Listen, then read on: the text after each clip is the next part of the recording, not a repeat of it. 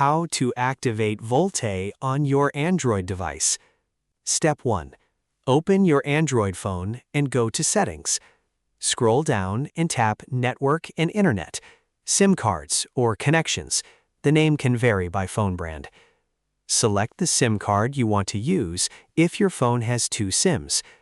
Look for an option called Volte Calls, 4G calling, or Enhanced LTE services. Turn the Volte switch on. If you don't see the option, make sure Preferred Network Type is set to 4G LTE. Restart your phone if needed. Once enabled, you may see a Volte icon in the status bar. That's it. Your Android device should now be using Volte for clearer voice calls and better call quality.